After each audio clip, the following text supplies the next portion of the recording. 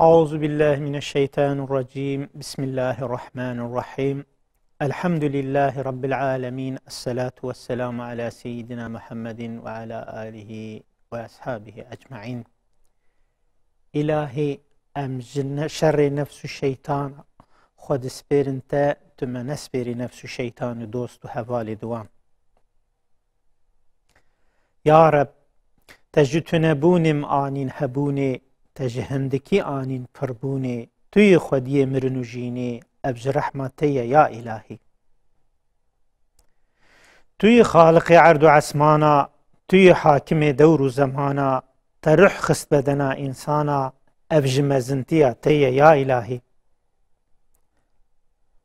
Em nezan bûn te ilim da me, ax û ab û roj û hewa da me, hem Muhammed Mustafa digel Kur'anul vefa da me, ev ji rehma te ye ya îlahî. Dünya musexxer kir te ji bo însan, te tiştek nehişt kêm û nuqsan, te însan çêkir bi şeref û şan, ev ji dana te ye ya îlahî. Te qencîl me kirin bêhisab, te şandine pir nebî û kitab, te bi me hîn kir başî û xerab, ev ji rehma te ye ya îlahî.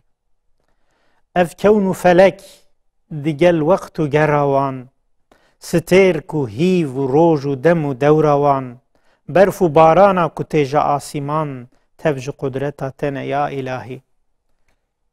Ev çem û behrê di nava cîhan, ev jiyan û sirrê di nav pêlan, ku gemî tê de diçin bi qudret û nîşan,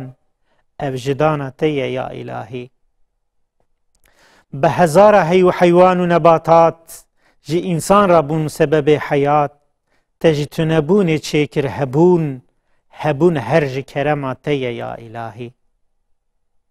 İlahî, tu Rebbê me ye, em ebdê te ne, her dem muhtacî rehma te ne, em gunehkarin li benda efwa te ne, ev ji rehma te ye ya îlahî. Şükür ji rehma te re ya îlahî, şükür ji dana te re ya îlahî, te em kirin însan û şeref û şahî, ev jî dana te ye ya îlahî. Te xulqa me kir, em kirin însan, daye me aql û şeref û îman, kir xelîfe şandiye ser cîhan, ev ji rehma te ye ya îlahî. Gelî temaşevanên hêja, eger Rabbê me Allah Teala destûr bide, em ê di bernameyeke dîyê bi navê Kovar de, kovara xwe ya Kelha Amed ji mara wê ya dawî bi we bidin naskirin.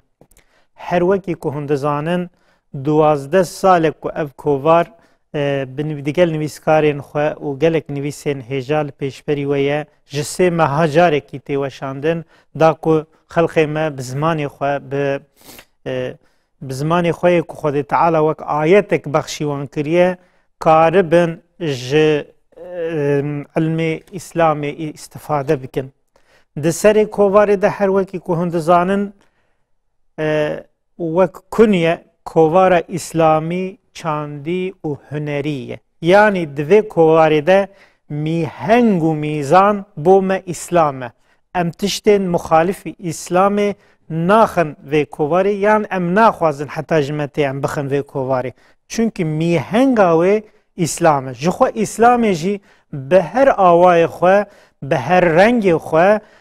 mühra xwe li jiyana Kurda xistiye, li edebiyata Kurda xistiye, ku mühra İslamê di her rengê jiyana Kurda da xuya dibe. Yani eger İslam û Kurd ji hev bên veqetandin, wê ne Kurd bimîne ne tiştekî din. Kurd bi İslamê hebûn, wê bi İslamê hevin. Ji ber vê yekê di serê kovara me de me gotiye kovara İslamî, çandî û hunerî. Yani çand, kelepor, folklor, huner, edebiyat û ilmên dî li gorî pîvaneke İslamî di vê kovarê di cihê xwe digirin. Ser rûpelê kovara me de di jiyana nûjen de, yani di jiyana modern de kevn û şewpiyên me, yani urf û adetên me çin e halê hazir, ango İslam hêj jî tesîra wê li ser urf û adetên Kurda heye yan tune ye, wek dosyayeke taybet di vê jimarê de tê nirxandin. هر وکی که هند زانن هر دین هر مدنیت وقتی که بلاو دبه مدنیت دی دخوازه بگوهرینه. اسلام جی دینه که وسایه که هر قوم و ملت که وقتا اسلام پجراندیه بوی اسلام گوهرینه. شکل جیانا وان گوهریه، دانستانا وان گوهریه، عرفه وان گوهریه، عادت وان گوهریه. لورا اسلام دینه که انقلابیه. اول در روح انسان ده، اول در بدن انسان ده، اول در قلب انسان ده دوری ما که شورش که چید که انسان پید هجه. هر وکی که هنشید زانن وقتی که مثلا اسلام نازل بود مکی حتی مدینه مسلمانان مجادله که مزندان جیانا عربان که چوا بدیع زمان تعریف تبد به قومه که هو و هار به اسلام جیانا وان گوهری عرف وان گوهری عادت وان گوهری دانستان وان گوهرین کرجی هر ولو بون جیانا وقت پشتی که مسلمان بون پشتی که اسلام پجراندن پشتی که اسلام هات ناوا کردا گلک عادت کردا جی گوهریم ده هر سری ده مثلا آواکرنا باجاران گوهری مثلا آواکرنا گهندان گوهری چواکی گوهری مثلا ده هر باجاره که کرده ده دجین و که هر قوم مسلمان ده سری ده مزگفت و جامی و مدرسه تین آواکرن گنده که مثلا بی جامی به وقت گنده که خرابت حسباندن اف تمام تاثیر اسلامی سر کردن مثلا یکی دن مدرسه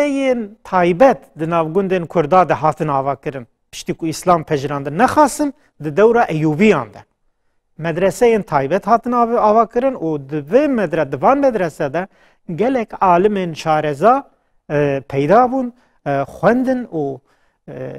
رابون و اسلامی رج قوم کرد رج ملت را خدمت کرد دوردا امی تشتکی بیجن که اوجی که ماسیا عالمین کرده بله عالمین کرد گلک جی اسلامی را گلک جی علم اسلامی را خدمت کرنه بس ام نکارن که بیجن بقاسی که لازمه زمانی کردی را خدمت کرنه کم خدمت کرنه زمانی کرده سببی گلک جدانه یک وقت مسلمان کرد مسلمان بون خواهش خواه از بیجن بگرانی خودان سر قرآن خودان سر فهم کرنا قرآن خودان سر فهم کرنا حدیثان خودان سر فهم کرنا آیتان دوی وارده مثلا گلک کسی مهم جناب کرده رابون دواری تاریخی ده دواری ادبیاتی ده عالم اسلامی را خدمت کرن بس زمانی کردی را کم بجی خدمت وان هنه خیر جوان سالین داوی هر وها دو کووارا مدجی دوی کوواری دجی دجمارا و جماری دجی اف مجار که دجیانا مدرن ده عرف و عادت کرده و اهمیت وان عرف و عادت هاتیه بیان کرن دو کووارا مده گلک هلبست گلک شعر گلک هلبست مختلف مهم هنکم یکشی مجوره خوان انشالله مهویدارن ونه کوواری بکرن و به تمامی بخوینن دست پیکی دا سرنویس وک سرنویس بحثا اهمیت عرف و عادت و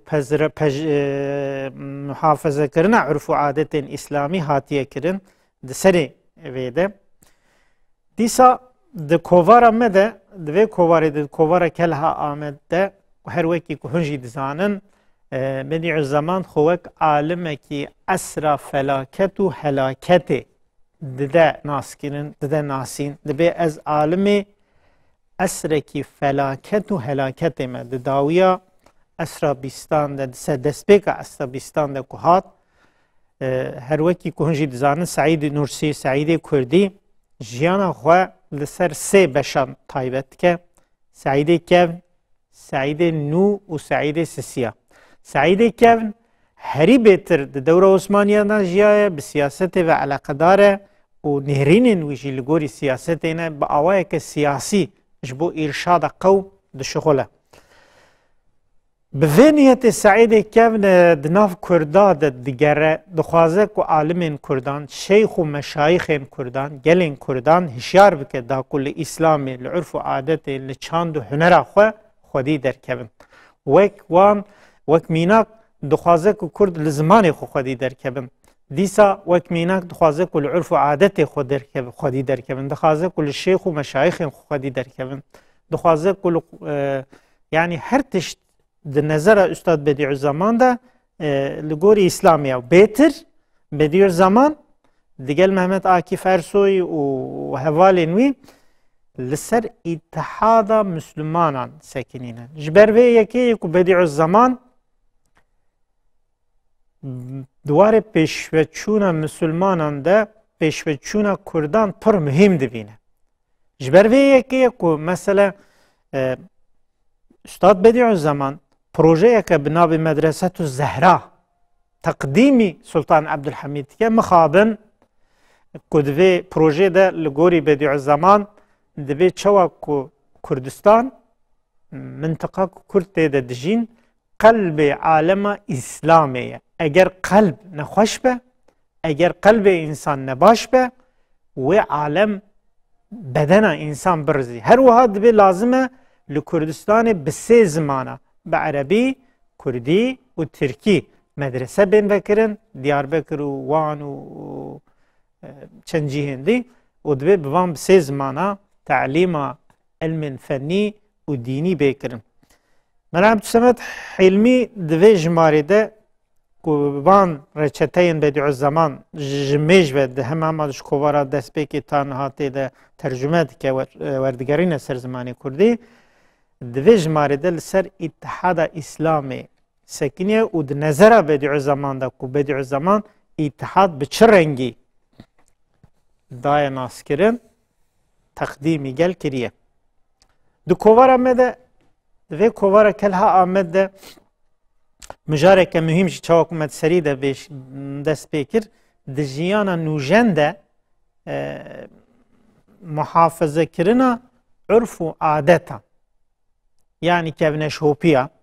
ده دوی وارده عبدالله خورشید عبدالله را که سوسیولوژ مهمه لکردستان باشور ده زانینگه هان ده گلک خوندیه و دوی وارده گلک خباتن وی اکادمیک هنه پر هف پیوینک بکار آنیه لگوری وی اف پیوینه عبدالله خورشید بیان دکه که ده هر وارده جیانا کرده رنگ اسلام خویاد به وک میناک ده باجارین وانده ده جلو برگین وانده ده معاملین وانده ده دانستان وانده ده تجارت وانده رنگ که اسلامی خویاد که هر وها ده بیان که جلو برگین اسلامی لگوری جلو برگین کرده لگوری تعریف اسلامی هاتنه بکارین یعنی نه تنگن نه زیده وجود دشفرات کن افجلو برگ بس دیسا دوی هف پیوینه ده نخوشینه که قوه که هر قومی دناف کرده ده جی پیدا بود ده 100 سال داوین ده جبر که مسلمان بپاش تمان ده عالمه ده و کتن اثر که فلاکت و هلاکت هنک کسین احمق دوی واری ده وک مسئولیت اسلام دان نشاندان گوتن که جبر اسلامه که مسلمان قوم کرد جی هر بپاش بماینه او جی و تاثیر تینه زمان که چند که نو بجی جمارا وان خوده کم بکه خوده وان زیده نکه انشالله لید به تاثیر که وان منفی لسر کرده هیه و دخوازن که مثلا چند و عرف و عادت این کرده بکو هرینن خوده وان موافق نکه انشالله دیسا دو کواره ده مناجاته که وک هلبست هاتیه زمان و نویجی بخوینن انشالله مل رمضان عباسی تحسین ابراهیم دوسکی بناب باغ ایرم حقیقتا کتابه که مهم وشاندن منجی قسمت دویده از بیجم کده که منجی هبو لسر مل رمضان عباسی و هلبسته که وی سکنیه که هلبسته مین دسته کنه بکنه بریا احمد خانینه او آنی زمان و نویجی بخوینن انشاءالله ده فتولا یالچن هلبست گلک زیدنه ده جماره ده هر جماره کوارا کلها آمد ده براین مین زازا mutlaka nivîsên wan jî cihê xwe taybet digirin. Yusuf Arif oğlu bi navê Qicanê Adirê Xortê ma eştê Adirê Marksîzmî li ser xebatan hêzên xeyrî İslamî li ser Kurda nirxandiye û aniye ziman ku hêzên xeyrî İslamî, hêzên Xerbî, hêzên Marksîst bi çi rengî, bi çi awayî nifşên nû ji nav Kurda xistine ser riya raş û ber bi helaqê ve meşandine. Di vî warî de ev jî nivîseke mühîm e, em dixwazin ku bi hevalên me, birayên me jê îstîfade bikin. Mustafa Rêzan her wekî ku hûn jî dizanin Selaheddînê Eyyûbî bo Kurda, bo alema İslamê, heta bo Xristiyanan jî gelek keseke mühîm e ku di gel neyarê wî jî ew û edaleta wî teqdîr kirine. Sultan bi çi awayî bû Selaheddîn? Wek meqaleke taybet li ser vê yekê sekiniye hûnê wî jî bixwînin înşallah. Dîsa tarîxa Meya Farqîn û geliyê Zîlan. Meya Farqîn her wekî ku dizanin di nav Kurda de jî, dîsa di nav gelek alema İslamê de jî herêmeke mühîm e û em bêjin gelek mühîm bajareke li ser tarîxa Meya Farqînê jî hatiye sekinandin. Mehmet Baran qetliama geliyê Zîlan em hêvîdarin ku wê xebata xwe înşallah wek kitêb jî biweşîne aniye ziman û di vê derê de çawa geliyê Zîlan, qiyameta geliyê Zîla qewmî nirxandiye. Ev jî meqaleyeke mühîm e di kovarê de. Herba cîhana yekemîn ku di zihnê gel de wek ez bêjim heqîqeten nifş bi nifş başvemayîna Müslümanan û bûye sebebê têkçûna İmparatora Osmanî Müslüman ji hev ketine, bi hev ketine, perçe bûne. Vê dawiya vê herbê de gelê Kurd jî di nav 4-5 dewlete de bûye 4-5 perçe. Emîn Buran jî di vê wekê de xatirayên bab û kalê xwe aniye ziman û qismen behsa xatiratê wan kiriye. Mustafa Turan li pey şopa Ehmedê Xanî dimeşe, her wekî ku hûn jî dizanin Ehmedê Xanî keseke mühîm e. Nexasim nûbihara biçûkan ku ferhengokeke mühîm e Ehmed Hilmî Elqoğî jî li ser sekiniye. Mele Mehdî jî dîsa li ser kovara li ser nûbihara biçûkan sekiniye. Divir de geşt û gera xwe ya digel bavê xwe ku çawa çûne û ziyareta ji Nûrşîn bigire, Tîlo û heta serdana meqbera Ehmedê Xanî aniye ziman û di dawî de helbesteke Ehmedê Xanî ku ji mem û zînê beyan kiriye aniye ziman. Ez dixwazim çend beyta ji wî jî bo we bixwînim. Her wekî ez bêjim wek manîfesto jî tê hesibandin. Ez mame di hikmeta Xwedê de, kirmanc di dewleta dinê de. Aya bi çi wecihî mane mehrûm, bîl cümle ji bo çi bûne mehkûm. Wan girt bi şîrî şehrê şuhret, texsîr kirin bîladê himmet. Her mîrekî wan bi bezlê xatem, her mêrekî wan bi remzê Rüstem. Bifikir ji Ereb heta ve Gurcan, kirmanciyê bûye şubhê bircan. Ev Rûm û Ecem bi wan hisarin, kirmanc hemî li çar kenarin. Her du terefên qebîlê kirmanc, bo tîrê qeda kirine armanc. Goya ku li ser heda kilîdin, her taife seddekin şedîdin. Ev xulzimê Rûm û behrê tacik, hindî ku bikin xuruc û tehrik. Kirmanc dibin bi xwînê mülettex, wan jêk ve dibin mîsalê berzex. Camêrî û hîmmet û sexawet, mêrînî û xîret û celatet. Ew xetme ji bo qebîlê Ekrad, wan dane bi şîr û hîmmetê dad. Hindî ji şecaetê geyûrin, ew çendî ji hîmmetê ji minnetê nefûrin. Ev xîret û ev ulûwê hîmmet, bû mani'ê hemlê barê minnet. لو پیک و همیشه به اتفاقن يعني اتفاق كوانين بل دقل وان خصوصيتي وان اتفاق كوانين فكرة دائم بتمرد وشقاق دائما جهف برشد بن گردي هبو يا اتفاقك فكرة بكرة ما انقيادك روم و عرب و عجم بتمامي حميان جمرا ذكر خلامي تكميل ذكر مدين و دولات تحصيل ذكر ما علم عرف حكمت تمييز دبون جهف مقالات ممتاز دبون خدان كمالات هروها بهالبست ددوما و احمد خاني قلي و غازني خوب سر كرداد التينة و دبيجه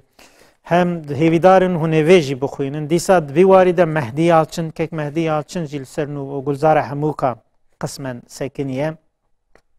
هر وكي كما قو باجار ناصر الدولة وك حكمدارك عادل ليه مروانيان تيزانين لسر ناصر الدولة و ساكنية بشا دو يمينة كدبي كواري دهاتي زمان ام هيفيدارن هنه جي كواري گلكي استفاده ببينن ديسا گلي تماشبانين هيجا نخاسم دست سالن داويده کوچبری و مشختی سرگون جهف پرچبون بو قدر کردان کرد دناف 4-5 دولت ده جهف پرچبون و هر هزه که وان دناف سینور دولت کتی ده دجین بون مخاطب ظلمک مهم جبر و یکی از بیج محمد شریف امین مشختی و کوچبری کردان به آوائه که بمشك تاريخي جدس بيك دقرا حتى 100 سال داوين بكرتي دنرخينا كو كرد بچه آواي و بچه هيلي و هاتنا مشاختي كرين هاتنا سرگون كرين مهاجرت آوان آني زمان هروها ام هاتن داوية و برنامه خواه ام هیویدارن خدا تعالی لسر خیری بگرینه بمینن خیر و خوشیه ده. السلام علیکم و رحمت الله و برکاته.